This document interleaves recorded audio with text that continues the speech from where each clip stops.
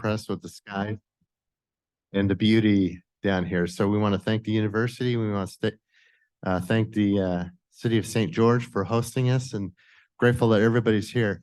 I don't see anybody here from the public, so I'm assuming this is going to be a quick meeting. Behind you. That's kind of weird. A couple of things that will be very, very important. Because we're in a different location, the mics are going to be hot continually. So make sure when you're done talking to put the mic up like this. But it's going to be hot the whole time. And we also don't have a panel here. So when you want to speak, make sure that you raise your hand and we'll call on you. And so those are some of the housekeeping rules. Anything else? Okay, great. So we're going to go ahead and get started. We do have a quorum. So we're going to call this meeting to order. This is the Business and Labor Interim Committee meeting for September. And the first thing that we need to do is get a motion to approve the minutes of August 9th, 2023. So moved. We have a motion to accept the minutes from Senator Weiler. Any discussion to that? Seeing none, we'll take a vote. All in favor, say aye. Aye. Thank you. Okay, we're going to go ahead and get started. This first agenda item is about state construction code. We're going to turn it over to Representative Thomas Peterson. Go ahead, Representative. Assuming you will be up here. I think this will be really quickly for the community.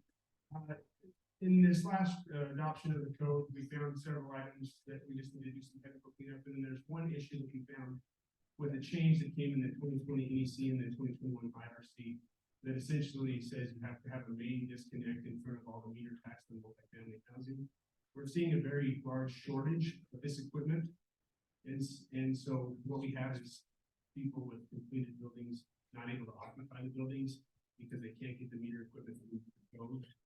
So the reason I'm before you today is I would like to ask the committee to open a committee bill file to expedite this process through so that we can get this problem resolved sooner than later. That's kind of my presentation. It's a technical cleanup bill with a few substantive changes that will address some shortages in supply chain. Great, thank you. Does that conclude your presentation? Okay, we'll bring it to the committee. Any questions from the committee? Seeing none, we will, anybody from the public that would like to speak to this? Please come up.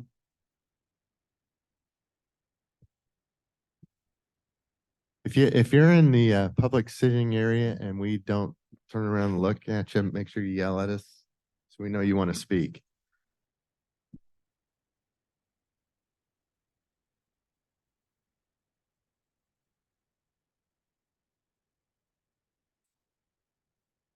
Go ahead. If you could introduce yourself and your organization.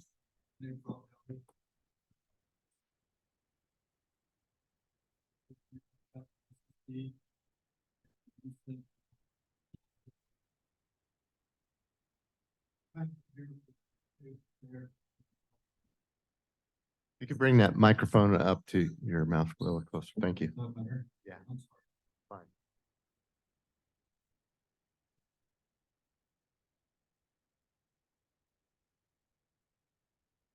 Go ahead.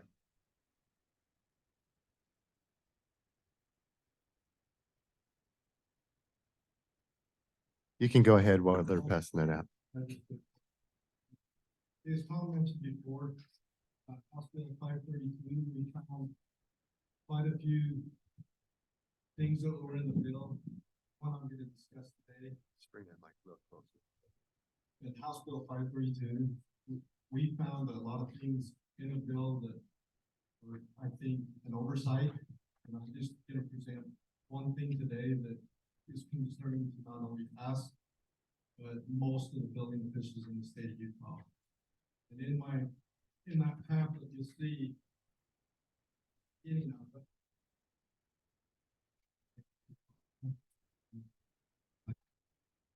so the IRC in chapter 1, section 109, what happened in House Bill 532, section 109.1.5 was deleted completely out of the code. which took our ability away to do inspections. Took our ability away to do installation inspections, drywall inspections, shower pan inspections, and also regrettably, fire rated assembly inspections, as you can see in the back of this packet.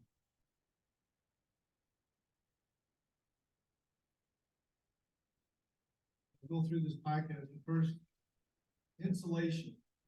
According to the Department of Energy, heating and cooling accounts for 50 to 70% of the energy used in the environment of the American home. If you want to save money and energy, it starts with insulation. Unlike other systems in the home, insulation is a 24/7 system saving money and energy.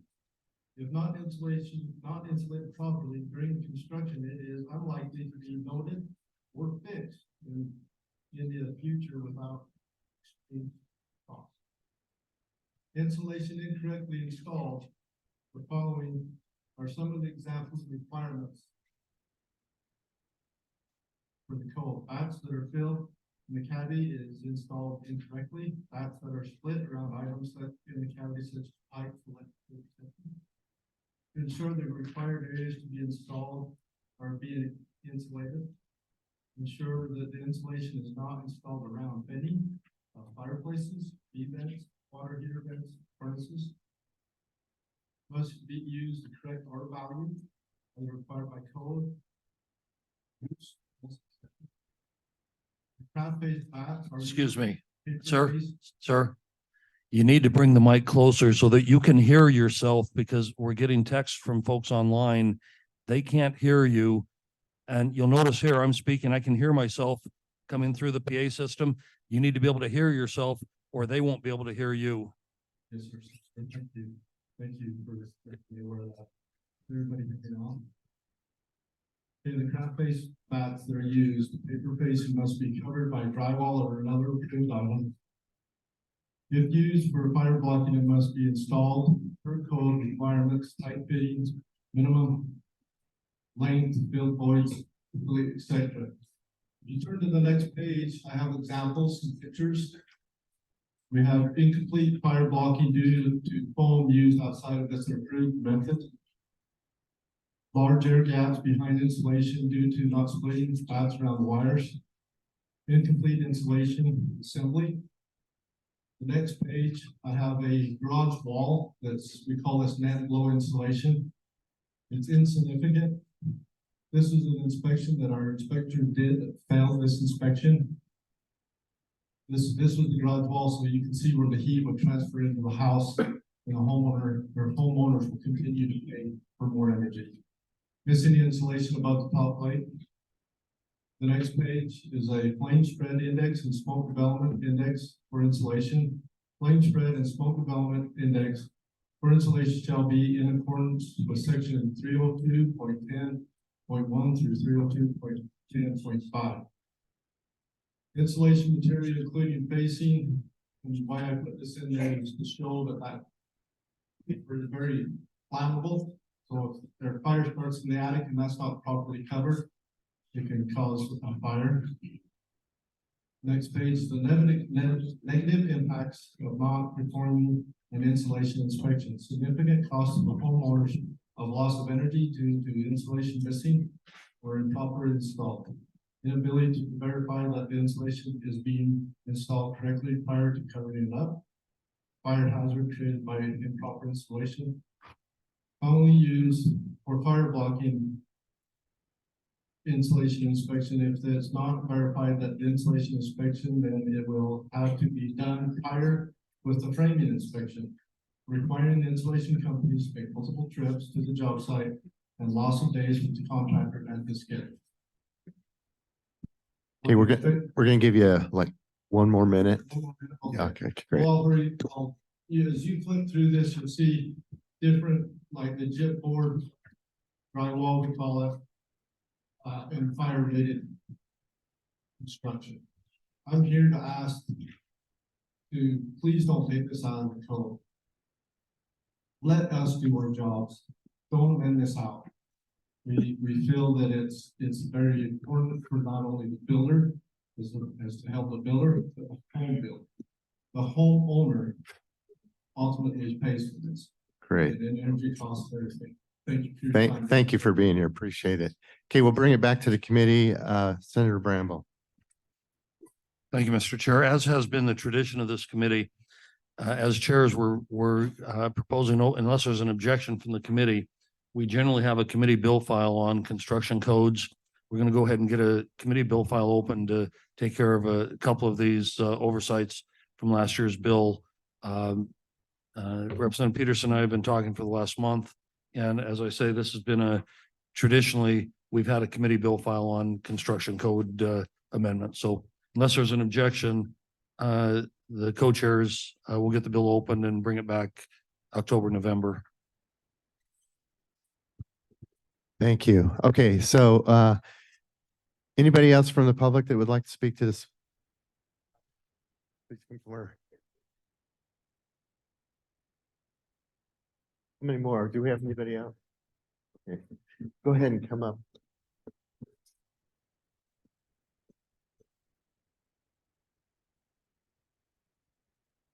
We'll ask you to keep your comments to just a few minutes.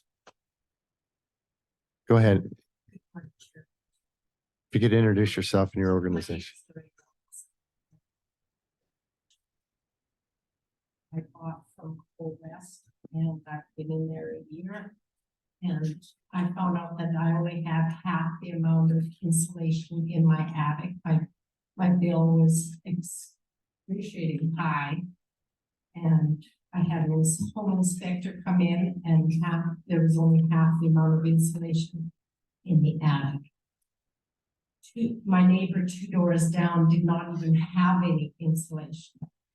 The fire alarm went off and the firemen came out and they went up and they said, ma'am, you don't even have any insulation in your attic. So I hope this bill does not pass because we really do need the inspectors to be able to do their job because the insulation companies are submitting things into the city saying that they have it done and they haven't done it. Okay. Thank you. Thank you very much for being here.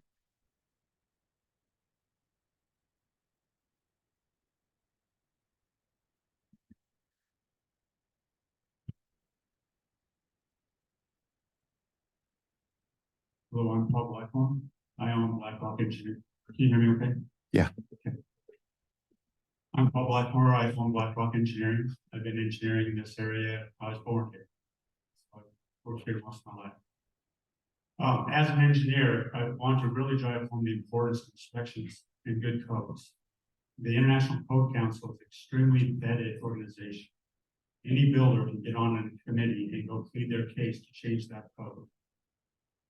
I would like to recommend that we adopt the full code without modifications. If there is modification, be very strict on what that is. And let me just point out some battle scars here. We have a code right here that says, oh, if you're changing your building, but it doesn't have an egress window, it's okay. You only have to go to the code that was originally built to. Well, I was a firefighter all through university, and as a firefighter after university, I've had to bust through a wall to pull somebody out of it that wasn't egress side. And we have an SDBA on them, trying to keep them alive, and they came out with burns. Now, if I get a little emotional, please know I'm talking about emotional things.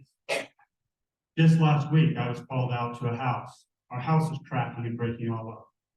The whole roof was cracking and sagging like this because some HVAC guy decided to just chucked all the webs out. Okay, there's a part in this code that says, oh, you don't have to put your vertical rebar in. So as long as it's still plastic, you can stop that concrete into that rebar into that concrete. We're going to say that's good. Well, I watched retaining walls fall over because the concrete got away from them and they went and chopped all the ends off. And so as I'm looking at these changes, what I'm seeing is excuses for people not doing their job. No one's going to check me. No one's going to check. As a firefighter, that fire blocking has saved lives. I've been there. I've been on the 2 different fires. Okay. And so I look through these changes, and what I'm seeing is an excuse. I'm seeing an excuse for a builder not to do what they were contracted to do. And I'm going to say point blank, in this industry, I see all the extremes. I'm the guy they hire to come and fix it. Okay. There are builders out there that I can tell you are so awesome. I walk out on their jobs and I just love it. They are very good at what they do. But there's also builders out there that you won't catch everything they do if you're standing next to them. You do not get what you spec out. You get what you inspect. Our inspectors are more than just eyes on the job. They raise the entire standard of building. They're protecting people. They're educating our industry so that our industry is better at what they do. All right. And I would really like you to consider that and very honestly, quit making excuses for people doing a bad job. Because of the other side of this is a homeowner. Okay, the house I just really went to, it had a leak. I was called in because they were good friends with one of my friends. They said, hey, will you come look at this? And they got the problem. There were some very basic things that would have easily been caught with inspection that ended up, this house had a leak. It could have been fixed with a $5 piece. It just simply wasn't installed, which by the way is in the code.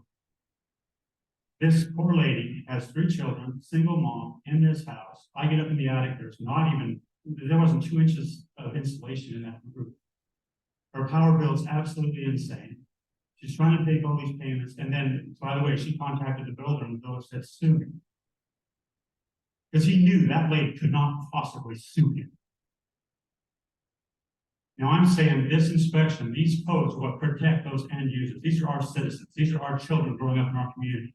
That's who we are working for. All right, some builder, he's being paid full price to do his job. And he should be proud to have the inspector walk in and look at it and confirm he did his job. And there's lots of builders that literally, they'll do only what you make them do. I've lived it, I've had to fix it. If I get a little livid here, I hope you capture the passion of what I'm saying, because I'm dealing with the homeowner who is just barely here, who's on fixed income, trying to survive, paid full price for a home, and somebody stole the money in the middle. And I said stole. They got full price when they sold the house. They hired whatever, I don't know what I'm doing guy to build it. And all the money in the middle they took. Now, if I'm a little bit passionate, I hope you grasp that, because I've dealt with the homeowner. I've dealt with a group that's collapsing. I've dealt with the retaining wall falling over. And we're done. Just one more minute. Okay, and I appreciate you listening to me, but I'm telling you, these codes are there for a reason. They're written in failures. There's not a single thing in the International Code Council that isn't written in something failed that harms somebody. And for us to just remove that, that is a level of irresponsibility that is going to be paid for by our citizens. By the single mom who can't even buy new shoes for her kids. Those are the people I work for. That's what I think we represent. And I ask you to consider that deeply, and I'll gladly go through this code anytime you want, if you want further explanation of what I'm saying. Thank you for your time. Thank you. Thank you for being here. Okay, we're going to close the public comments section and bring it back to the committee. I think we've already talked about how we're going to handle the committee bill. Any other comments or questions? Remember, you got to raise your hand. Representative Brammer. Yeah, just a quick comment. I see, I get a lot of complaints coming. I get a lot of complaints coming my way because I do litigation, and I'm not always in the construction space. I'm oftentimes farming them out. The concern that I have is there are elements of get that mic right up in. Yeah, there are elements of the ICC that are not necessarily related to health and safety, which is generally the purview of government, but instead are related to performance or policy preferences with regards to energy efficiency. Particularly in the last few years, there's been quite a bit centered on carbon footprint reduction. And so, the only concern that I have on, mass adoption of the ICC, if it's related to health and safety, if it's related to fire, I'm all in. And I do think that the inspections play a really critical role. And I think that, to some degree, I would almost rather have something that says, the inspection is a contract enforcement mechanism that allows for people not to have to pay the full price when they don't meet the standard that they agreed to when they started out to build their home, that the inspector's that final say. But to say that the government is the final say on performance as opposed to health and safety, That's where I have a concern on some of the ICC issues and on some of the inspection issues. And so, I think that, and the reason why I have that is because our cost of housing has gone up a lot, and not all of it is related to health and safety. It's related to other factors that sometimes paying for all of that on the front end makes it so that people can't get into homes. Now, if they're making a conscious decision as to that, I'm okay with it. If they're paying for it, but then not getting what they're bargaining for, then I've got a problem with it. The inspector should be able to enforce that. But the concern that I have on a lot of this ICC stuff is it's becoming infiltrated with other things that are not related to health and safety. And, the contract issue and enforcement of contracts is a problem for homeowners coming in, but I'm not sure that it's the government's problem. So thanks. Thank you. Senator Bramble. Representative Brammer, that has been at the crux of the amendments that we've, the reason for members of this committee that aren't aware, up until about 10 years ago, the State Building Code Commission had the authority to make changes to the building code without any legislative action. That had the practical impact of imposing a financial burden on citizens, sometimes a substantial financial burden on citizens without any quantifiable benefit, particularly in the political arena of policy, not safety. That's why we brought it back. The legislature believed it was appropriate that if we're going to impose additional burdens on citizens, it's called a tax, no matter how you cut it. If we're going to tax citizens by increasing the cost of construction, that this legislature ought to be the ones that stand accountable and vote on what those changes are. What you've seen over the last 10 years is when issues have been brought forward for safety, for other criteria, here we have a proposal that a couple things were left out, but we've been very sensitive, and this committee has been the gatekeeper for the very things that you're articulating, and I believe we will continue to be. Thank you. Any other comments? Okay, great. I think we're done with that. Did you have anything else you want to say, Representative? Really quick, I know it's been a long time. But one thing that ICC does, and one thing that I've been on the board now of ICC for 7 years. This is my last month as an ICC board member. But in all of our board meetings, we create a model code. We send it to the states to modify and amend to the way that best fits their state. That's what ICC's primary goal is, to create a model code and then give it to the states to adopt how they see fit. And I think that's what the Interim Building Code Commission has tried to do for years. And the legislature has followed that as well. So I think the model that we have meets what you're talking about. And I think most of the concerns that were brought up today are actually already resolved in the bill that we created. So you should see that shortly. Thank you, Representative. Okay, we are going to make an adjustment in the agenda. We are going to come back to agenda number 3, 4, and credentialing. At about probably 9:30. So we're going to move on to agenda number 4, non-compete agreements. I'm going to turn it over to Mr. Sweet, who is going to set us up for this, and then Adam Loomy, see here. Oh, he's online. Okay. All right. Then we'll have a presentation from him. Go ahead, Adam. Thank you, Mr. Chair. Adam Sweet with the Office of Legislative Research and General Counsel. This item is entitled Non-Compete Agreements. It's just a general 101 informational, that we wanted to share with the committee. This was put on our interim study list back in May. So with that being said, we'll go ahead and start.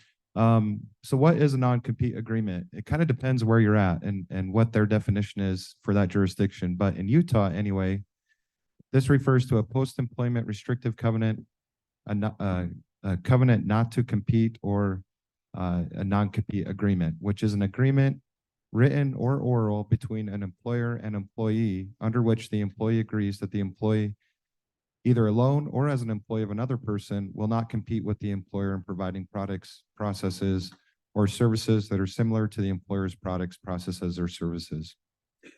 So we'll get into that a little bit now.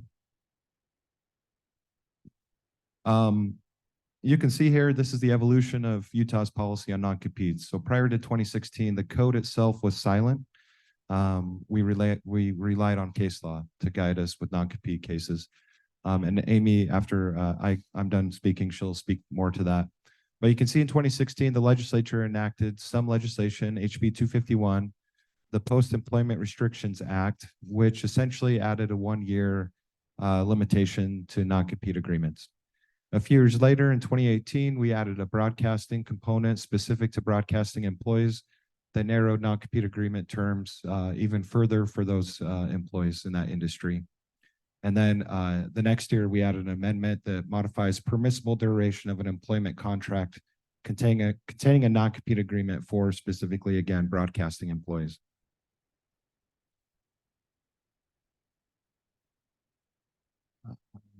Sorry about that. So again, a non-compete agreement entered into after May 10th, 2016 may not be for more than 1 year from the day in which the employee is no longer employed by the employer. An agreement that violates that term is void. For broadcasting employees, a non-compete agreement between a broadcasting employee and a broadcasting employer is only valid if the employee is an exempt employee paid on a salary basis at a defined rate. The non-compete agreement is part of a written employment contract of reasonable duration, and the employee is terminated for cause or breaches the contract in such a way that the employee is no longer employed. So all of those things have to fall into place for there to be an effective non-compete agreement. A non-compete agreement for a broadcasting employee is enforceable no longer than the earlier of 1 year or the day on which the original term of employment in the contract ends. So similar to the general policy, the longest non-compete agreement for broadcasting employees, 1 year.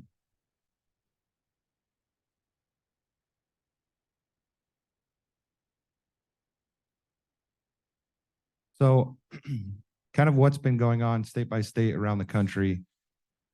In 2022, 5 states and DC affected legislation designed to limit the use of non-competes. So overall, states are trending towards narrowing or getting rid of non-competes. 18 more states have proposed or pending legislation. For example, California, North Dakota, and Oklahoma, they're in purple, have outright banned non-compete agreements.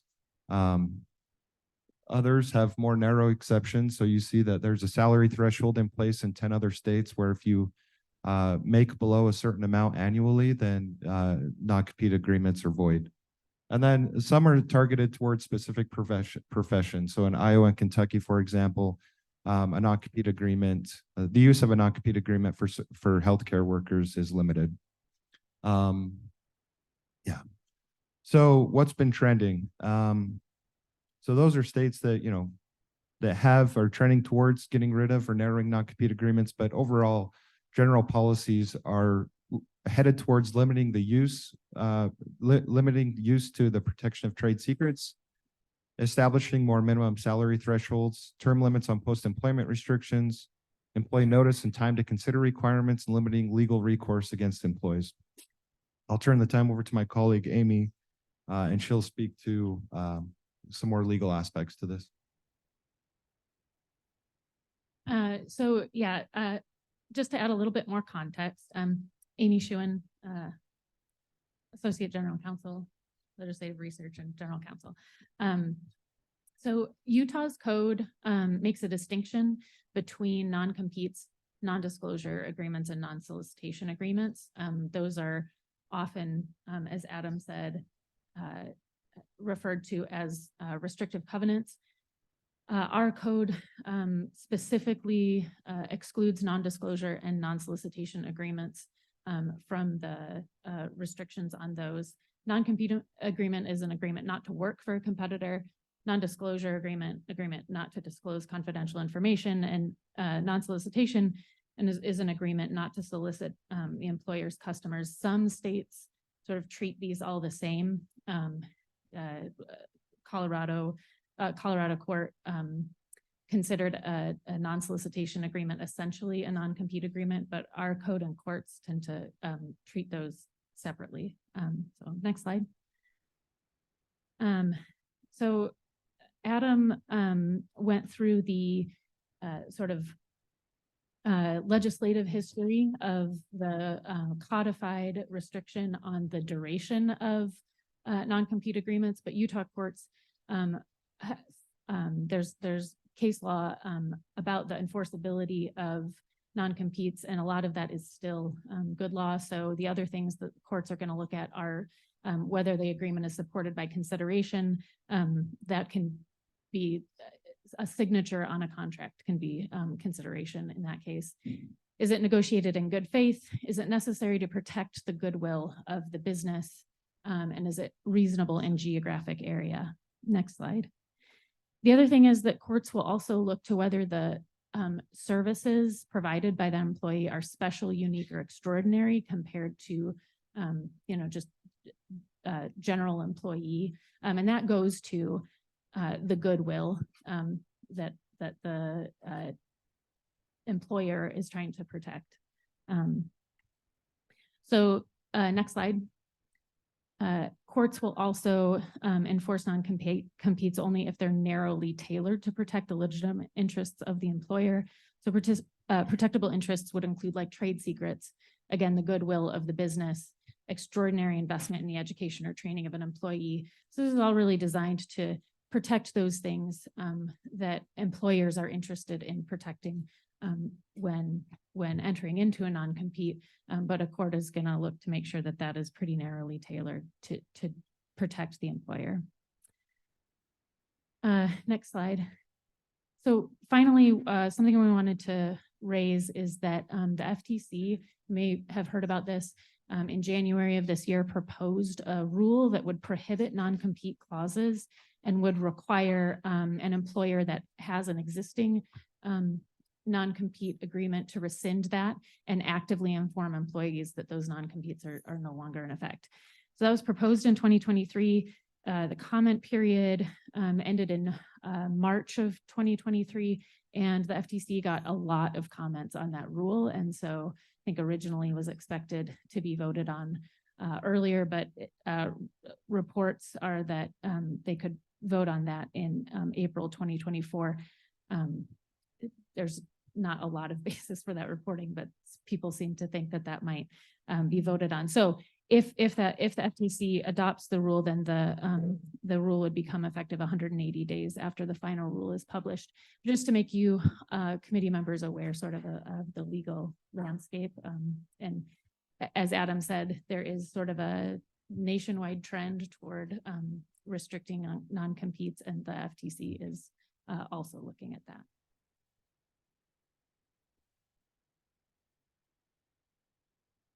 So that that concludes our presentation. We'll post these slides to our committee's webpage today, and then Professor Looney's here to complement our. He's on. Okay, great. So Professor Looney, we do have him. I'm here, but I think my video is not available. Okay. Did he have?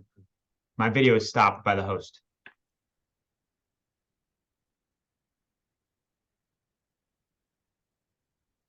Okay. Let's go ahead and get the presentation up, and go ahead and we'll keep working on getting your video. Okay, would you like me to just jump right in? I'm happy to just to speak without video. Yeah, do you want to quickly email your presentation to Adam Sweet? I was not going to use a presentation. I was just going to Oh. get Okay, great. Go ahead and get started, and we'll keep working on the video part. Okay, I think I might be there. Can you see me now? Not yet. Okay. There we go. We got you now. Okay. Okay, go All ahead. right, well, I'll jump right in. Senator Bramble, members of the committee, thanks for the opportunity to be here today.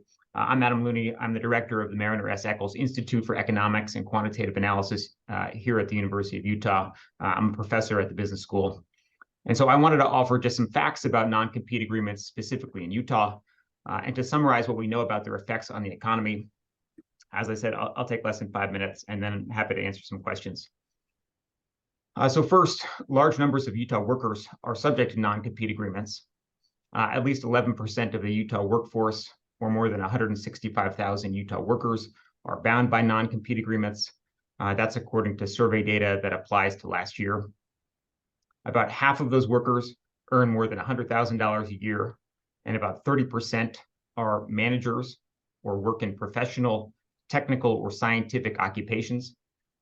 But the other half obviously earns less than $100,000, including 25% who earn less than $50,000 a year and 15% who earn less than $25,000. These agreements appear to apply to large numbers of workers in occupations like food service and delivery jobs, to health professions, to sales occupations, to office administrators and assistants. It seems that about 40% of workers who are bound by non-compete agreements do not have a college degree. And so in these respects, the use of non-compete agreements in Utah appears quite similar to how they're used or have been used in the rest of the country. They're widespread because businesses want them.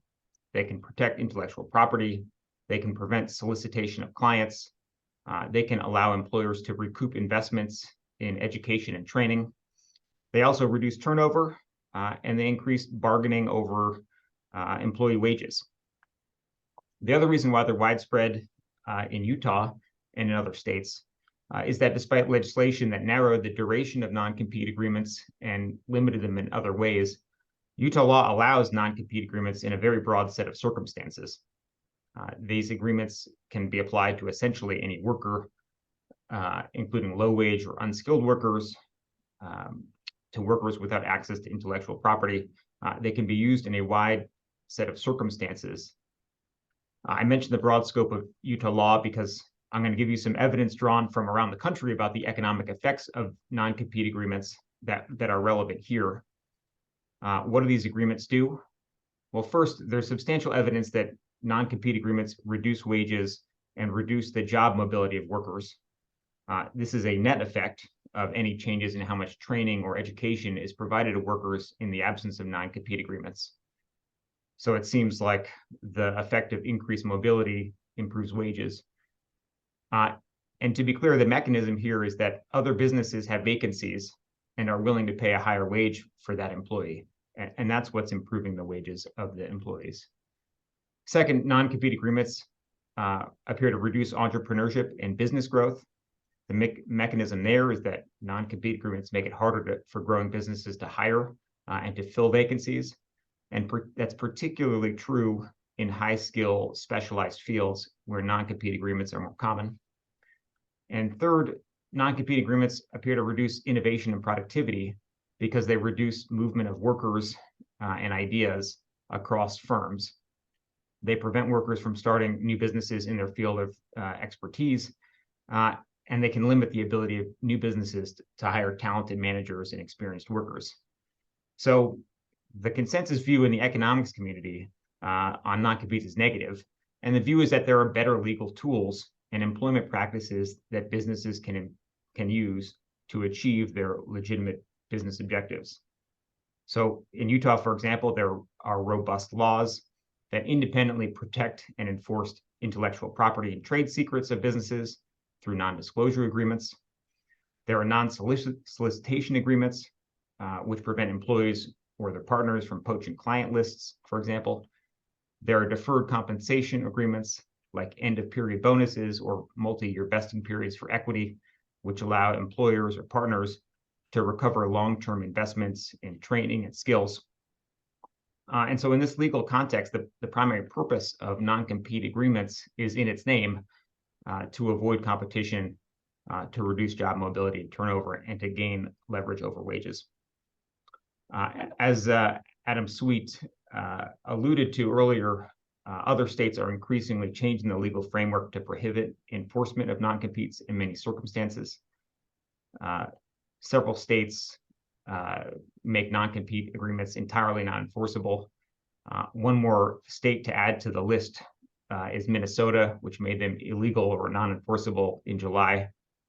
Several states allow agreements only to apply to highly compensated workers, which are today employees under DOL rules that make more than $107,000 a year.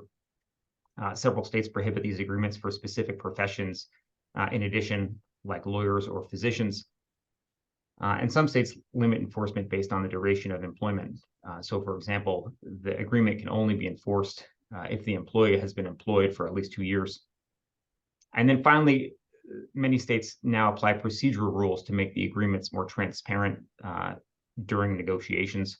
So in about half of cases, the employee is not informed about the requirement to sign a non-disclosure agreement, a non-compete agreement until after they have taken the job and after the first day of work. And so many states now require that prospective employees be informed of the agreement before they accept a job. And so I think it's, as I said, a robust area for policymaking based on a lot of this new evidence that we've learned about how they operate. And so that concludes my prepared remarks. I'm happy to take your questions. Thank you. Thank you, Professor. Adam, is that everything for the presentation? Okay, we're going to turn it back to the committee for anybody that has any questions. Raise your hand. Representative Steinquist. Thank you, Chair. A couple questions. First, so if I understand correctly from the presentation, the current state of the law is that, so I just want to make sure I want to make sure I'm clear on this. For those that, so one question that I've had from colleagues and or from constituents is, are non-competes currently enforceable in the case of a round of layoffs? If an employer layoffs employees, then I think there's probably should be a presumption that they wouldn't, they've decided they don't need those employees anymore, and so that they shouldn't be bound by those non-competes. I don't know if that's something that's in current law. I'm sure that if in general non-competes are less enforceable, that case would probably be covered as well. So my understanding of, I'm not a lawyer here, but my understanding of Utah law is that non-compete agreements are enforceable even if the employee is terminated without cause. Okay. So I think that is something that we might want to consider as we're looking at policy changes, is keep that in mind. The other one that's maybe not directly related, but I have a question about, this is, again, I've had a constituent come to me and who has an employer who is restricting their ability to have, some sort of side employment. Let's say you have your main job, but then you're working a second job.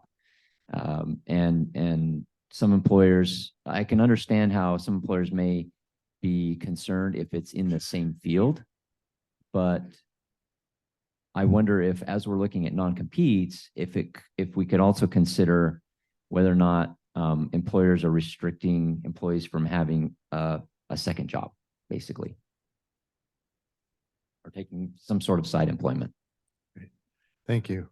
Representative Brammer. I was wondering if Professor Looney could, this may be unfair, so if you don't know, but could you tell us a little bit about the impact of non-competes in Silicon Valley in California? Well, so I guess the first thing to know about Silicon Valley is that California does not enforce non-compete agreements. And so, nobody in Silicon Valley is bound by a non-compete agreement. Obviously, they have non-disclosure agreements and rules that other rules that protect the intellectual property or the client lists, or that are clearly designed to encourage employees to stay as employees for long durations, long periods for vestings of the stock and options. So the specific use of non-competes is not relevant in that environment. And I guess the thing that most people observe in the space is that California seems like a good place, or Silicon Valley in particular, seems like a very innovative place, a good place to start an entrepreneurial business. And so it doesn't seem like the absence of these agreements impairs its ability to attract talent and to grow businesses. Thank you. Senator Weiler. So is there anything in Utah that would prevent a business like Domo from saying we're not going to do non-competes? They certainly could do that. But I do think that in an environment where they can be useful to reducing turnover and to ensuring that their employees face a cost of leaving, it seems like many businesses elect to use these agreements. We had Josh James a couple of years ago come to the legislature, announced that he was avoiding all the non-competes. Wouldn't that give a company like Domo a competitive advantage if an employee in a competitive job market, they could decide to go to work for a company that doesn't require non-compete? Isn't that something the private sector can ferret out among themselves? Sure. I mean, obviously, if he wants to, he can do that.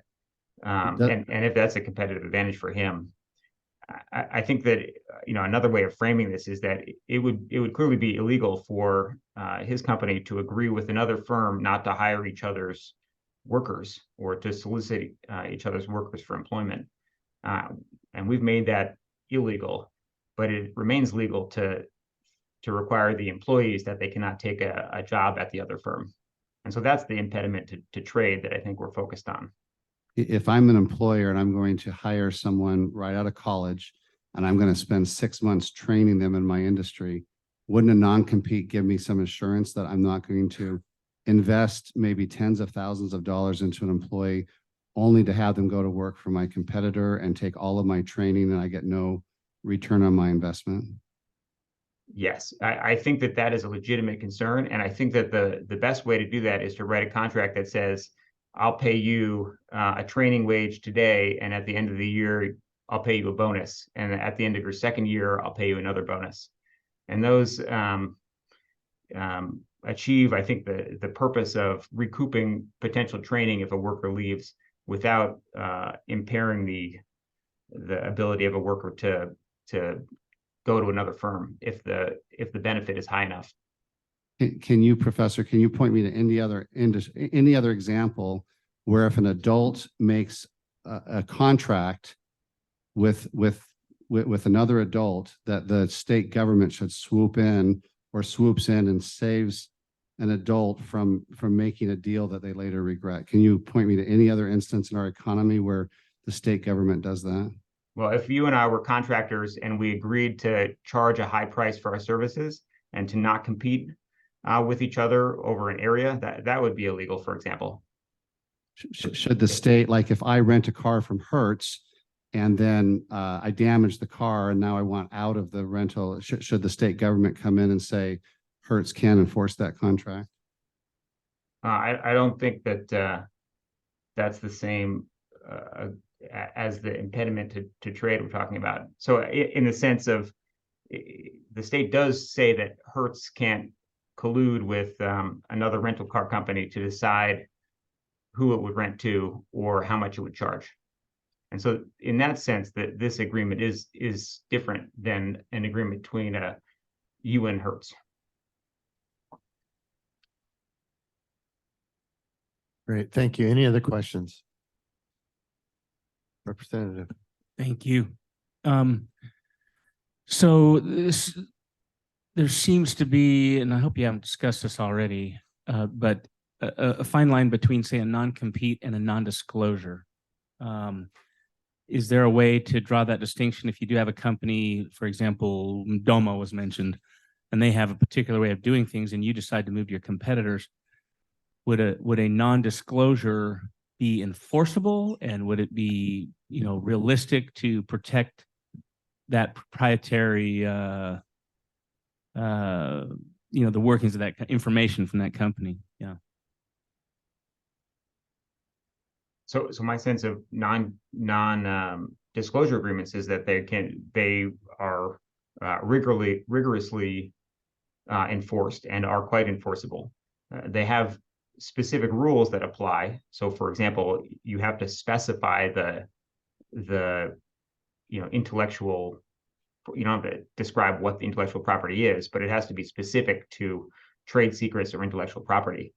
The non-disclosure can't be, being a good manager or an abstract skill. It has to be something about the technology of the firm or its software. But in those cases, the employee can be bound for long periods of time and in perpetuity from not disclosing that intellectual property. And I think that those agreements are vigorously enforced by the courts. Okay, thank you. Are there any other questions for the professor? See none. Thank you for your comments. Thank you. Okay, let's go to the public for any comments on non-compete. See none, we'll bring it back the committee. Next item on the agenda, we're going to go back to foreign credential. Oh, I'm sorry. No, that's okay. I just have one comment, and Yeah. that is it's an interesting comparison of what we've been discussing in the last few minutes with what our police force does. Just wanted to mention that because there's a lot of the same discussions with contracts and training their employees and then having them leave. And I think that some of what the professor mentioned of having that be included of incentives in the contracts are what we can encourage our cities and counties to do, because there's a lot of challenges in a similar regard. That's appreciate that. For those that aren't aware, I know Senator Weiler he didn't mention it, but his questions bring back for those of us that were here when there was a grand debate about non-competes, and we struck kind of a middle of the road compromise in, I believe it was 2017. And the question whether we're going to open it or not, we agreed that we'd put this on the agenda for interim. Any committee members welcome to ask the committee to take this up or whatever, or we can move to the next agenda and see oh, we see one. Representative Brammer. I'd move to open a bill file. To on do what? non-competes, to remove non-competes. Well, we'll place that motion. Motion If I is, could speak to it briefly. open a committee bill file to repeal non-competes. Discussion on the motion. Well, if I could speak to my motion, or I guess I'll say it to the end. Go ahead. Well, I see no Senator Weiler. Yeah, I would oppose that. I think if Representative Brammer or anyone else wants to run a bill, that's fine. I don't think that there's any sort of uniformity and agreement. I don't think we've heard from one professor who gave a clearly biased presentation. He didn't say anything in his original remarks about the benefits of non-competes. He cited to a bunch of blue states who are banning non-competes. And for those of you that weren't here in 2017, this is one of the most bitter fights that the legislature has been through. And I'm not interested in picking at those scabs. I mean, any one of us can run any bill we want, but a committee bill file, I think there should be a demonstrated harm that I haven't seen here. And I think that there should be a somewhat unanimity in the committee that this is an action that we want to take. I mean, it's September. We're nearing, we're in the latter half of our interim. So if anybody wants to run that bill next session, hats off to you, but I would vehemently oppose us as a committee taking that position this late in the interim. Further discussion on the motion. Senator Sandel. I'm going to echo what Senator Weiler said. I think it'd be fine to take this up as a bill file by any legislator. That'd be great. But I just don't think, having been here as a beginning legislator, my first couple of years and gone through this, that this is a committee bill file that we should take up as a committee. Let me be clear. The reason this was on the agenda, Representative Lubay had a bill on non-competes. That bill did not fare well in the Senate. The Senate committee was not interested in taking it up. We made a commitment as Senate Chair of Business Labor, made a commitment to Representative Lubay that we would put it on the agenda for interim to have a discussion. We're in the middle of that discussion at this point. Representative Brammer, do you want to sum on your motion? Sure. I don't mind picking at a few scabs, but I would say that I see few areas in the law that are more abused than non-competes. I see summer sales people who are prohibited from, doing summer sales with another company. This is not a high skill position. and then they get sued by very aggressive groups to try to stop it and to try to stop them from moving from selling satellites to one person to selling satellite dishes to another, or pest control or whatever it may be.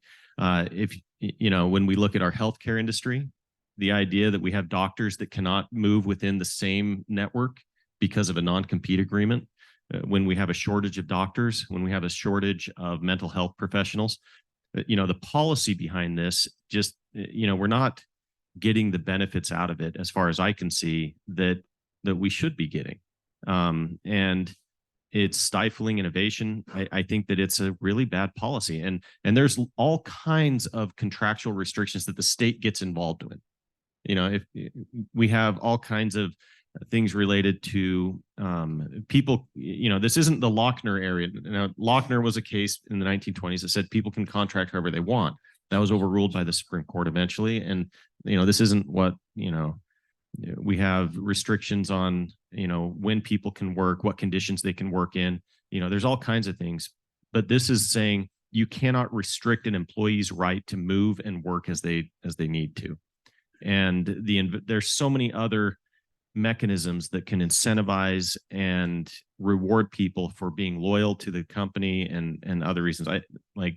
This is one of the most, to be honest, the non-compete benefits are minimal compared to the economic loss overall by having them in place.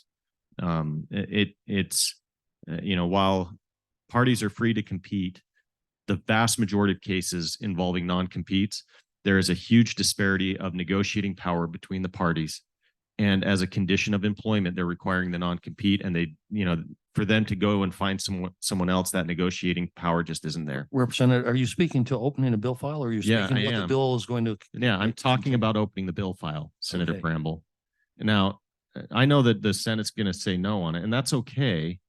But if you want to ask about, you know, if I'm summing on my motion, I have to give some reasons, right? Fair enough. Okay. So in any event, the, you know, non-competes aren't helping us. They're not helping our workforce, and they're really not helping the employers in the way they think they are. They're really just stopping people from moving.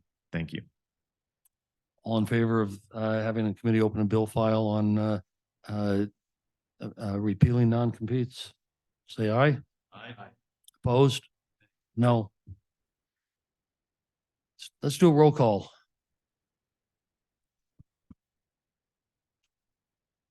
Representative Ballard. No. Representative Brammer. Yes. Representative Brooks. Yes. Representative Burton. Yes. Representative Hawkins. Yes. Representative Matthews.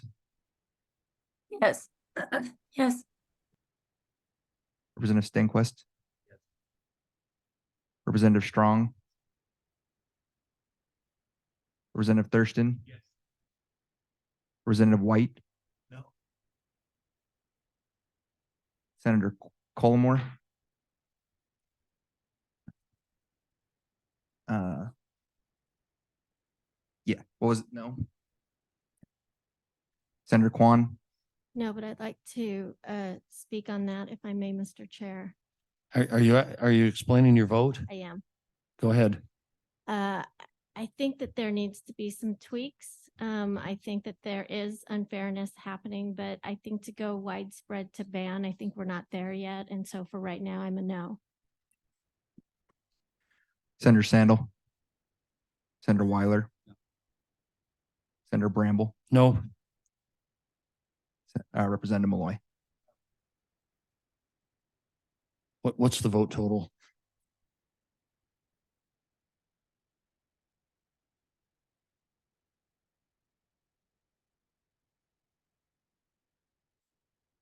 The motion passes 7-4 in the House and unanimously fails in the Senate. So the motion fails. Representative Brammer, just as an observation, I tend to agree with Senator Kwan. I think there may be some things that could be looked at, could find common ground, and that's the same discussion I had with Representative LeBay. So I think there may be some room for discussion. I think an outright ban may be perhaps difficult in the Senate. All right, thank you. We are now going to go back to agenda number 3, foreign credentialing. And we are going to receive a presentation from Executive Director of Department of Commerce, Margaret Bussey, who is online.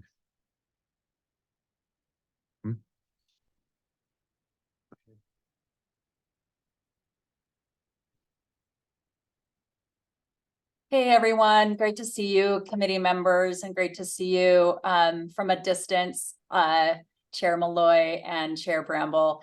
Sorry I can't be with you down there. Get to be with you guys tomorrow, though, for a brief minute. So I'm coming around today to talk to you about kind of the third and we hope final step in talking about foreign credentialing, how we can license people that have come in to our state as an immigrant, as a refugee, who have been trained and credentialed in their country of origin for a profession like nursing or a psychologist or a teacher or any of these kinds of professions. And really, when they come to our state, or really any state in the United States, generally, in order for them to get re-credentialed, to get that professional license to work at the top of their ability, they have to redo everything or redo most. And so this is really going to be talking about kind of that third and final step of where we are. So I'm just going to try sharing my screen. Let's see. Give me a second.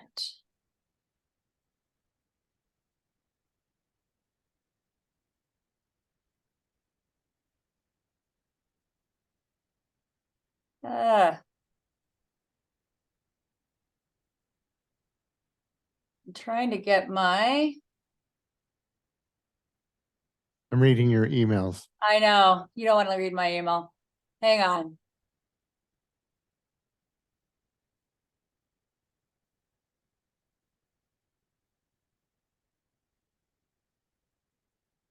Okay. It's because I have these two different screens going on and I've got to get it moved over.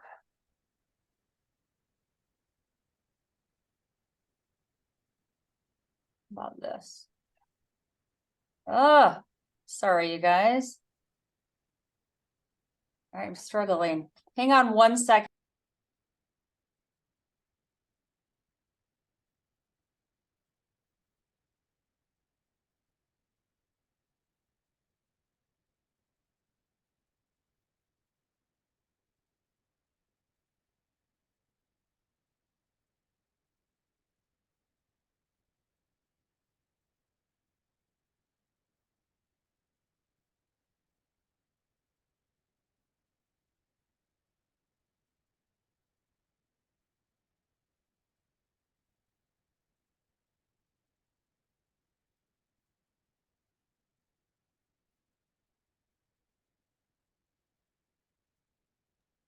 Director, Okay. were you able to get it? Oh, there it is. Okay, You guys great. got it? Yep. Hey, I apologize for that. All right. So we're going to talk about foreign credentialing, like I said. So let me just remind everyone kind of where we are with this. So over the last couple of years, you all, we've worked with you all to pass legislation that would start to enable folks to be able to get their professional license.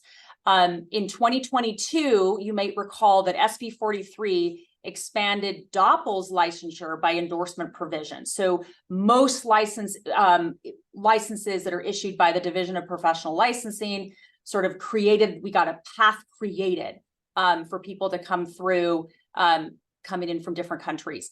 Then last session, you all might recall, SB 35 expanded that idea to licensure with or outside of DOPL. So this expanded to licenses that you might see in the Department of Agriculture or within our education system, our K-12 education system. And so that's really where we are now. But now we've been working with the Utah Economic Opportunity Commission, UEOC, to address some industry-specific statute where there are still significant barriers. So we kind of cleared a few different paths, but we found that there are still some barriers in some of our most in-demand fields, barriers statutorily, such as physicians, nurses, engineers. And so, you know, just to kind of, again, remind us where we are on this, we talked a little bit about how when you come in from a different country, it becomes very, very difficult to become credentialed or licensed to work in your field. And so we have a couple different dynamics that are happening. One is we have a limited economic opportunity for these folks that are here that have come from other countries, and we have brain waste. So we're not being able to use them at their full capacity. Particularly, this is unfortunate when we have labor shortages in some of these crucial areas. And so that's really what we're looking at. That's the problem we're trying to solve in this kind of third iteration. And so finally, what we're trying to do is there's a few professions, the 5 on here are some of the most prominent, that still need to have pathways cleared statutorily in order to give DOPL the authority to allow people to credential. So doctors, dentists, nutritionists, psychologists, social work, these ones are all included in this batch that we need to kind of do some tweaks statutorily to clear these pathways. And so really what we're proposing to do is to allow DOPL to accept alternative yet substantially similar qualifications in these specific professions. So for instance, you know, it will give DOPL the ability to look at, well, what did it mean to be a doctor in Australia? And how does that comport with what it means to be a doctor in Utah? And if they're very similar, then we can, you know, do whatever the delta is, have that person complete whatever the delta is, and be able to credential that person as a doctor. There's also some individual chapters that are geographically restricted. So they sort of say, well, you can get a license if you came in from Canada, but nowhere else. So we want to open that up. The third bullet, I think, is actually really interesting and exciting, because we know we have countries where their training to be a doctor, for instance, or a dentist, for instance, are not similar at all. In fact, they're far inferior to what we have here in Utah, that we would, you know, say that would qualify to be a professional. But perhaps, you know, if you're trained as a dentist in Honduras, maybe it would be a very long pathway for that person to then be able to be credentialed as a dentist here in Utah, but perhaps they could be credentialed as a dental hygienist. Can we create that pathway? Or a doctor credentialed as a nurse or a physician's assistant? And so that's another piece that we want to be able to give the authority to DOPL to create those pathways. And then finally, just being able to define those bridge programs, what the delta is. Can we define those between one country and another country? So this is actually not really deregulating. It is really opening up economic opportunity. It's a lot of work for us to figure this out. We actually think we can use AI to help us be able to compare different statutes to be able to do this more easily. But it's really important for the folks that need to be credentialed. We have a massive amount of people that are calling us that want to be credentialed. Many of them are doctors and dentists. And so we're really excited about this opportunity. And that is the end of my presentation. I will stop sharing. Thank you, Director. Really appreciate your presentation. We're going to bring it back to the committee for questions and discussion. Representative Thurston. Thank you, Mr. Chair. So, Director, on slide 4, I just want to clarify. I know this is this presentation was about basically people from other countries, because I'm not entirely sure what the word foreign means anymore, but people from other countries. But it seems like slide 4 also applies to people from other states. So U.S. citizens who were trained in Alaska or Florida. Can you just maybe comment briefly as to whether slide 4 would also apply and may need some legislative correction for people who are US citizens but are from other states? Yeah, great question, Representative Thurston. So the answer is from other states, you all already passed legislation to be able to do this. So that was in 2020, before my time. It was a licensure by endorsement is what we call that. And we actually did the work. Again, I can't take any credit for it. It was folks before my time, but really did the work to compare all the different license types to what we have here, what their scopes of practice were, what their requirements were, so that we can easily endorse licenses that are very similar to ours from other states. Just a quick follow-up, if I may, Mr. Chair. So when I look at slide 4, though, those professions, it's my understanding that even our licensure by endorsement statute for some of those professions and the ones that are listed on that slide 4 are not as easy as we have for other professions. So in some professions, you show up at Commerce with your license from another state and a certificate of good conduct, and it's processed within a few days. Some of those professions, it's a lengthy process that can take weeks or months because it's not just that simple. And I think that maybe we ought to take a look at those, some of it's specifically the ones that are on slide 4, and see if that's something that we could also take a look at within the US as well as people from other countries. Yeah, thank you, Representative Thurston. I think there might be a couple of places where we can take a look at that. And certainly your bill that you passed in this last session helped us with doctors. And so we're happy to take a look at anything that we need to clear the pathways for, whether it's from a state or from a different country. Because really this is about portability and economic opportunity. And so we're, you know, this is a huge priority for the governor. I know it's a priority for many of you, and we'll do whatever it takes. Thank you. Senator Kwan. Thank you, Mr. Chair. Director, could you talk about the depth in which DOPL will communicate with the fields that each of these licensees come from? Yeah, I mean, the good thing about DOPL is, as you know, is DOPL has a lot of different professional boards that that represent the different professions that are regulated by DOPL. And so these boards are advisory to DOPL, but we rely on them for their expertise.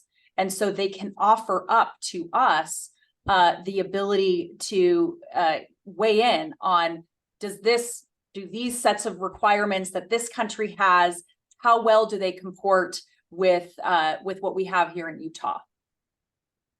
A follow-up, Mr. Chair, if I may. So does that mean that if a decision is made that the profession disagrees with, that they are only an advisory, there's no recourse for that committee or commission to ask for, you know, a reconsideration? They are advisory only, but we do listen to them. We rarely try to pick fights with our boards. So we do try to come to an agreement where it's consensus based. Oh, okay. Thank you very much. Okay, thank you. I'd like to remind the committee that we need to wrap things up by 10:30 at the latest. So let's keep it moving. Any other questions? Director, I do have a quick question, and the question is, how much interest, how many people are trying to get credentialed here from foreign countries? Do we have any idea on like an annual basis? Yeah, we do. So what happened was when you all passed the legislation, the sort of the second round of foreign credentialing legislation back in this past session, we did a little bit of publicity around that because we'd already been able to get people through the process based on the 2022 legislation.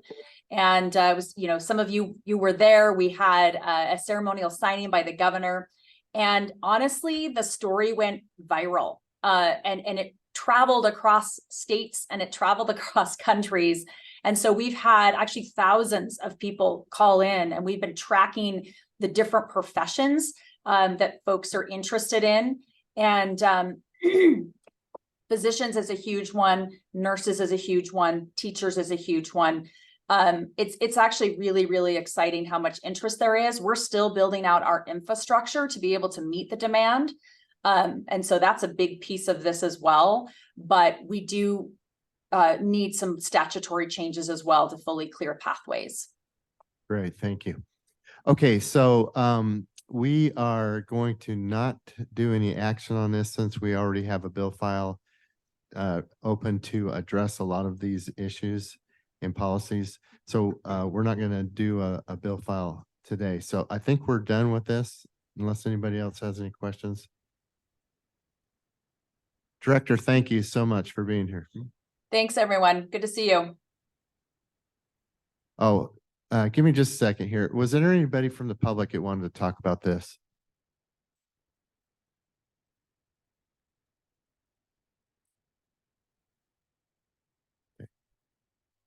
Okay, and we're starting to get a little crunch for time, so we're gonna have you just take a minute and a half.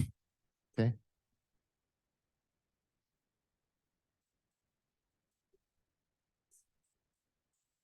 Pull the mic up very close.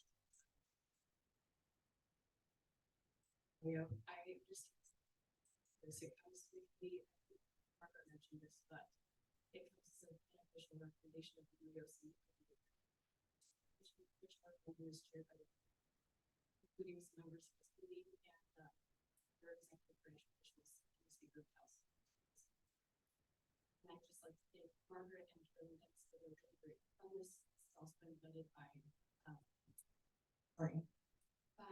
industry leaders and issue experts on the working group on technology, innovation, investment. So thank you for your time. Thank you. And we have a representative from the UMA. I'm not sure who is online, but go ahead. Yeah. Thank you, Mr. Chair, members of the committee.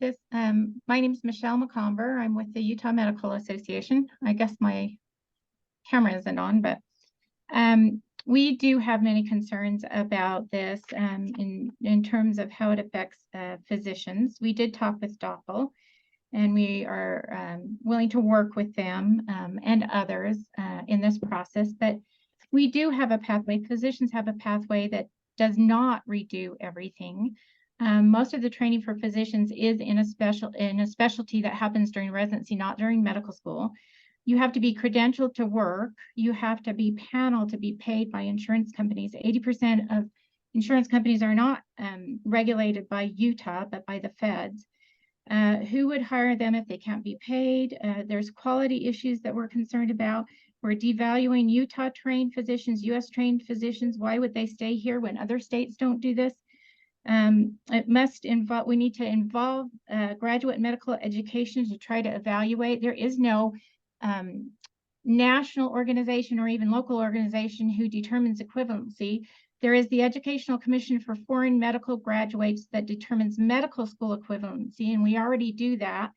And so we are concerned with who would determine what equivalency is. And then also we would say that DOPL does not have the expertise to do this. So we're willing to work with them, but we are concerned with this just opening up the door broad and saying, here, let's bring these all of these people in when we have all of those issues and concerns that are out there on bringing foreign medical trained graduates into Utah. Thank you. Okay, thank you.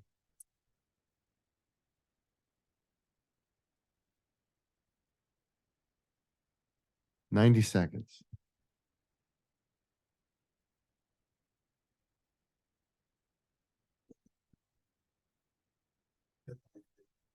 Thank you. We are actively looking at finding ways to meet the shortage of engineers throughout the country, and we're governor's office and finding ways to make that happen. But the challenge we have. Bring that mic right up there. But, Yeah. Eat the mic. It's a professional term. But I think the challenge we have is the expertise to evaluate out-of-country educational programs does not exist within DOPL to a great extent. We do have some national standards that we do have that are established through the EVAD. And also one of the concerns that we have is that the board advisory boards that presently deal with our area of expertise deal primarily with issues of inappropriate or non-professional conduct within the profession, they do not have the expertise nor the experience to look at and evaluate foreign education or credentialing and provide the necessary advisory to DOCL. So we would have concerns about that on both sides, but we have a shortage we're trying to fill. At the same time, we want to make sure that the profession remains viable. So I'm glad to answer any questions, but that's what I wanted to express to the committee today. Thank you. Thank you. Okay, we're going to go ahead and move to agenda number 5, non-disparagement clauses. I'm going to turn the mic over to the co-chair, Senator Bramble. Okay, let's have, is Oscar? Go ahead and give us a presentation. And we have Tony Capone online. Is Tony online? Just want to make certain he's on deck. Okay, Austin, go ahead. All right, my name is Austin Wittig. I'm an attorney with the Office of Legislative Research and General Counsel. I'm going to just be giving a brief overview of non-disparagement clauses. The goal of this presentation is just to provide you with some background and policy guidance on what these clauses are and what our office believes we should move forward with. So what is a non-disparagement clause? These are commonly known as gag orders, and they exist inside contracts to prohibit consumers from making negative reviews. Are these clauses enforceable? No. That's the bottom line. Non-disparagement clauses are prohibited by the Consumer Review Fairness Act. That's a federal act that voids any provision in a contract that would prevent a consumer from reviewing goods, services, or performance. A court, if this was ever litigated, would not enforce a non-disparagement clause. Additional limitations on these clauses is that it is unlawful for a person to even offer a form contract containing a non-disparagement clause. The existence of one of these clauses in a contract does not void the entire contract, just that specific provision. So any existing state enforcement mechanisms is that a state attorney general or a consumer protection officer may bring a civil action to protect the interests of the residents of the state, but there are no Utah state statutes that provide specific protections regarding these clauses. With regards to existing federal enforcement mechanisms, the FTC does enforce this act. Examples include fines and informing consumers that this clause is unenforceable in their contract. So you might be asking, if these are unenforceable, why are we bringing this up? And that's because despite these protections, the average consumer likely does not understand that a non-disparagement clause in their contract is unenforceable. So a couple policy proposals that we'd like you to consider is that we create a Utah-specific statute that empowers state actors to prevent non-disparagement clauses, and create additional state-specific penalties for a person or actor who provides form contracts containing non-disparagement clauses. Thank you. I'm happy to answer any questions. Senator Weiler. Can you go back to the slide that shows the law? I think it was your second one. Wanted to see that. And I did have a question. So if there's let's say there's a lawsuit, and as part of a settlement of a lawsuit between, let's say it's involving a consumer, that there's a non-disparagement clause, it's maybe a breach of contract or warranty or something. Would a non-disparagement clause in a lawsuit settlement be covered by this? So these non-disparagement clauses are specific to form contracts. So I would have to do additional research into whether or not a settlement. Okay, can you go back to that slide that I asked for? This one, or is there a reference to the consumer code? No, I can. So the Consumer Review Fairness Act? Yeah. Okay, thanks. Any other questions? Senator Cullimore, No, I have a similar question to Senator Weiler, but my understanding, Senator Weiler, and but I would like to see the case law or statute on this, is that non-disparagement, when you're talking settlement, is after some breach of contract or something like that, and at that point the parties can contract for this still, even if it's statutorily prohibited. any other questions? And let's go to Mr. Capone.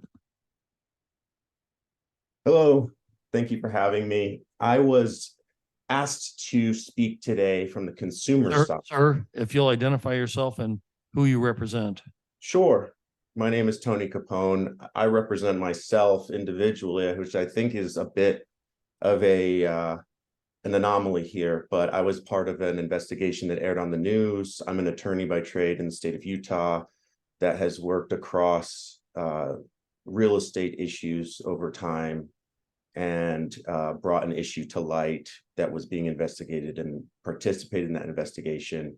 And so was reached out to through Adam to participate here today. So the crux of my involvement was that I was looking to enter into a real estate contract, new construction with one of the large Utah home builders in 2019. I saw this clause, a non-disparagement clause in the agreement that was extremely overreaching, even within the spirit of what may be permissible. And I asked to negotiate with that builder. That I was denied the opportunity to negotiate in any way, to strike that clause, and subsequently walked away from that deal. Now, subsequently, 2 years, 3 years later, what we found was that that was the very same community where we've had homes in the city of Draper falling off the mountain. And this came to light very much because we had homeowners in those neighborhoods that were extremely nervous to speak up about issues in their homes because the non-disparagement clause was so overreaching that it said that they could not say anything negative in private or in public that would shed a negative light on the home builder, or it would void the home warranty in its full and cause liquidated damages of $2,500. Now, when you're a homeowner that is buying sometimes what is the largest purchase of that person's life, and saying to themselves, well, the warranty is very important to protect me from these issues. I don't really have the resources to go out and find, a way to fight this. I'm just going to keep my mouth shut. So me as a consumer going from house to house, evaluating a community to see if it's safe and if it's the builder's doing good work, this squashes the ability for any of these homeowners to be candid in their assessment of a builder's work. And I know the flip side, we worry about retaliatory reviews. We worry about things of that nature that could be very harmful for businesses. Well, if you look at the Consumer Review Fairness Act, it does have certain protections in it as well, right? It doesn't apply to things that are libelous or harassing or inappropriate or obscene. Anything that's clearly false or misleading. But what it does do is it allows the consumer to file a claim only through the FTC. So there's no private course of action under this. Under the, it's actually the code section is 15 U.S.C. section 45B, which is the Consumer Review Fairness Act.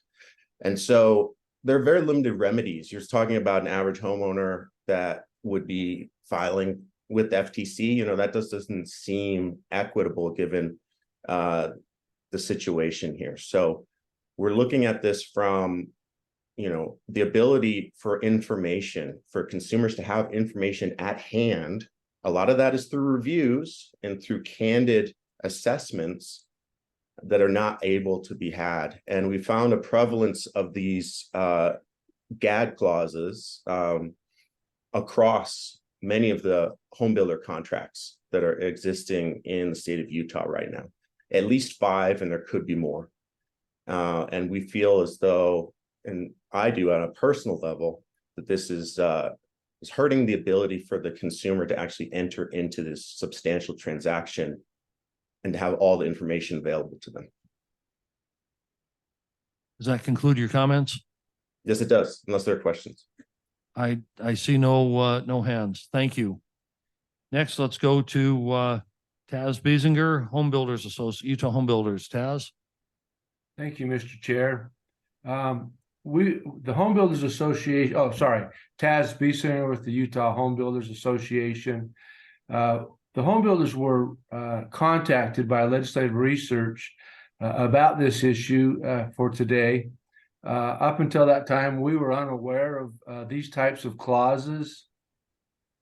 We did do some research. We contacted several builders within the organization. They all responded that they do not have not ever heard of these types of clauses, and they don't use them in their contracts. We reached out to several of the prominent attorneys in the construction industry. Likewise, they indicated they never propose or suggest these types of contracts, as indicated they're void by federal law.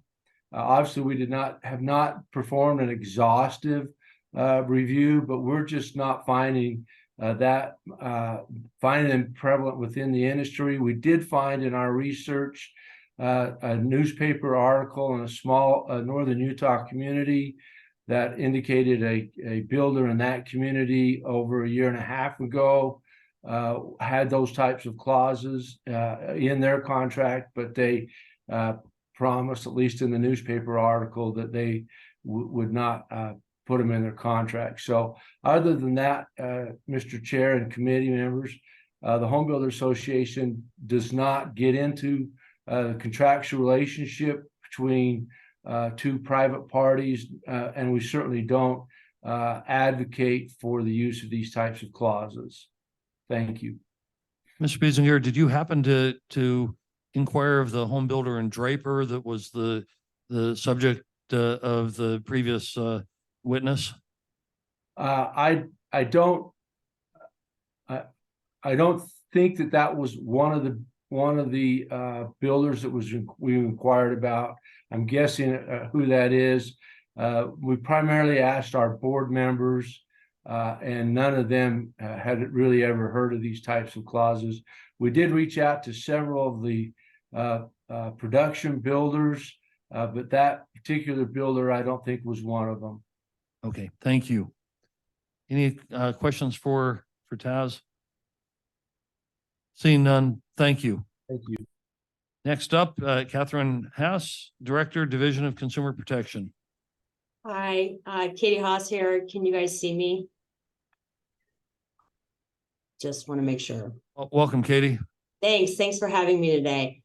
So I have a slide presentation that I would like to share. I sent it to Adam just in case I can't. Adam, I'm going to share my screen and I'm going to hope that the right one comes up. I know we're running short on time. Do you all see that now? Yes. Okay, great. So the Consumer Review Fairness Act, as people have already referenced, 15 USC Section 45B is a statute that's overseen by the Federal Trade Commission. Really quickly, because we kind of already did this, I just want to clarify, this isn't targeted at home builders, although they're clearly the subject of some of the conversation today. This is anything to do with a company's products, services, good, or conduct. And so it is a broad law that goes to these GAD clauses that people might find in a contract. These are standardized terms. So to answer Senator Weiler's question, I believe, if you had a dispute, you went to court, you're settling. If you had a non-disparagement as part of that, it would not be covered. These are really any part of a contract that you're not negotiating over or don't have the power to negotiate and are standardized across contracts. I just wanted to give an example. This was something that the FTC took an action against in 2019. It was a vacation company. And you'll note here that they basically said that you were not allowed to leave any negative reviews about the properties. You can see why that would be problematic if people can give positive reviews, but not negative reviews. And that would just be misleading to people. And in this one, they had a liquidated damages clause of $25,000 if somebody did that. Now, while we've talked about how these contract clauses are void, you have to keep in mind that this would mean that somebody would have to be sued on that for making a disparaging comment and then raise it as an affirmative defense, requiring a consumer, your average consumer, to hire an attorney, appear in court, and hope that the judge agrees that these are void. We had this come up in our case that we did with the FTC recently in Zurich. We had a consumer who came to us and complained about the conduct of Xerox as one of our earliest complainers. And as a result of her complaining to us, the Xerox company that was part of it sued her for disparaging. And I want to note in this contract, if you can see, not only were they not allowed to report to the Better Business Bureau, but they were also not allowed to make any comments or complaints to the federal governmental agency or an attorney general's office or the FTC. So when we have companies that are behaving badly, it is very difficult for us to get people to complain when they are under these gag orders and to alert us to problems.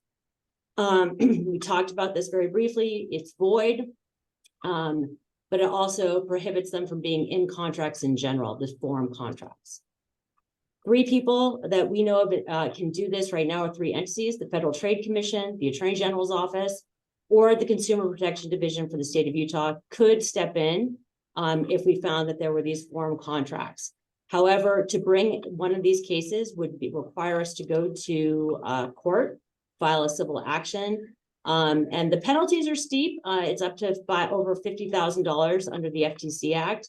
However, as I mentioned, for either the Attorney General's Office or for the division, to bring an action in civil court is a massive resource undertaking in multiple contexts. To the question earlier about state laws, I would argue that we could bring a deceptive claim under the Consumer Sales Practices Act right now. The Consumer Sales Practices Act is to be construed liberally and not inconsistent with the policies of the Federal Trade Commission Act.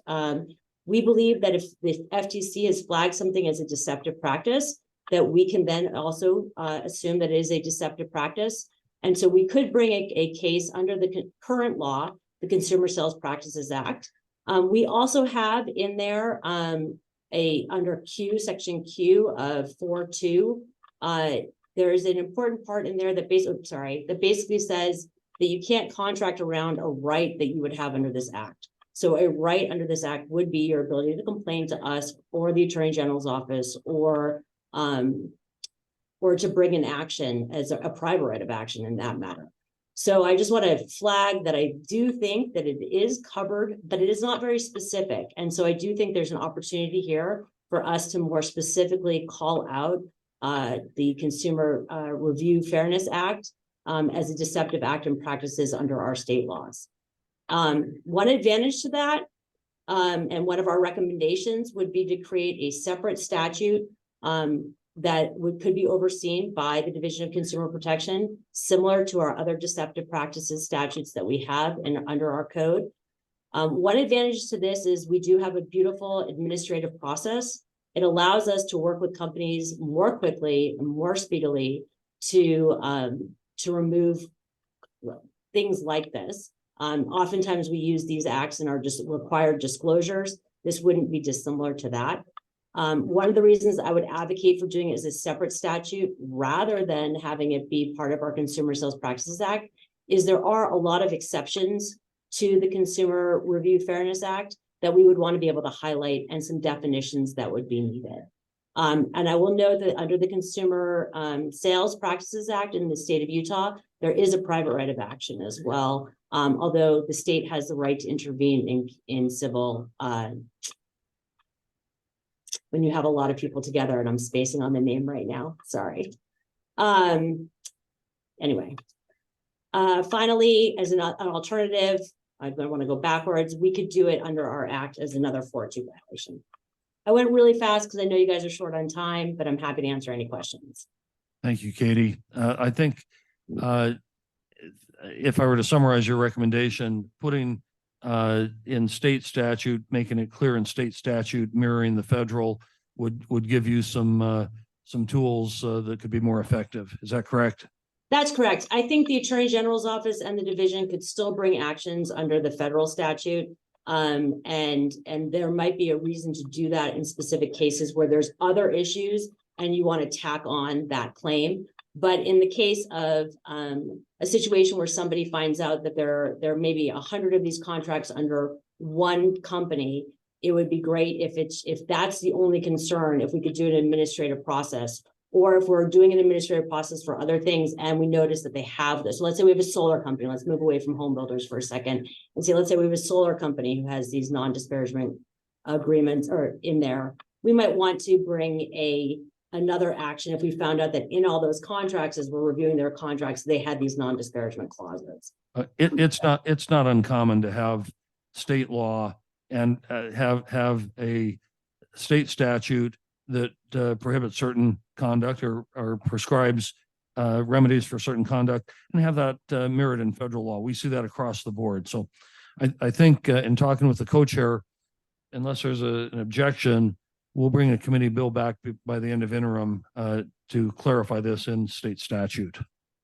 So Katie, thank you. Thank you. Okay. I believe the last item on our agenda, and we're pressed for time, is Worker Classification Coordinated Enforcement Council. Turn the mic back. Thank you, Senator. So coming up is Chris Hill, Deputy Commissioner, General Counsel, Labor Commission. Go ahead, sir. If you could identify yourself for the record.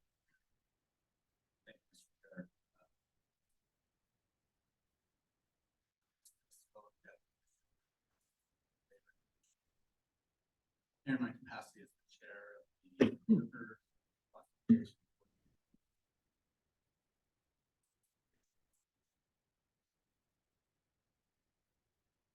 Council that's put together statute. It's made up of the Labor Commission, Department of Commerce, Tax Commission. The purpose is to coordinate the regulatory and law enforcement efforts related to worker misclassification. We meet quarterly.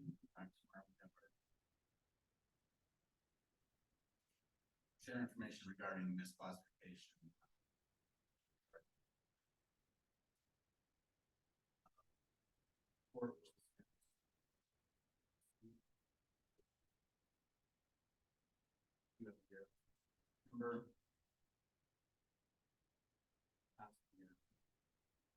Labor Commission.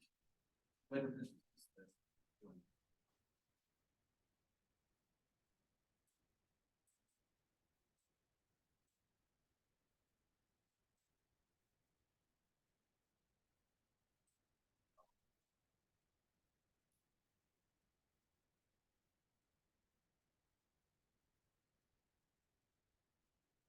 Cases came from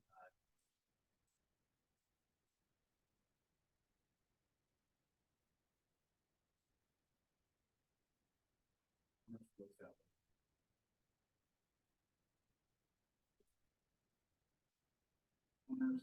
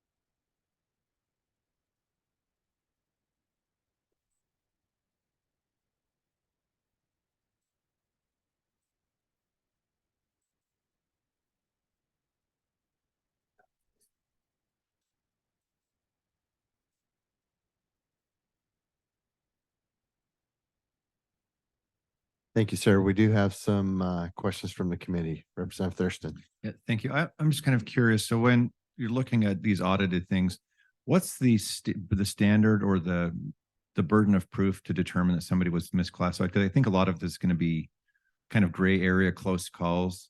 So which way does it fall, and what's the level of, I guess, just the burden of proof on that? Each respective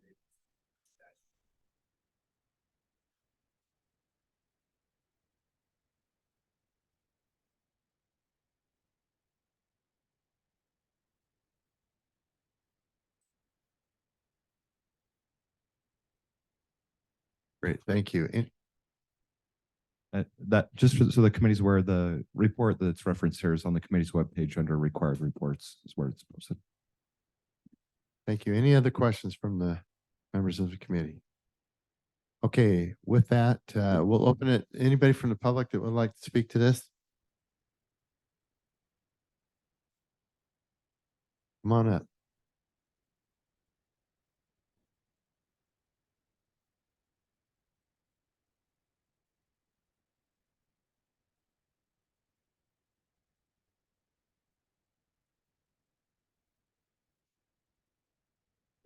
Thank you, Mr. Chairman, David Spallaford.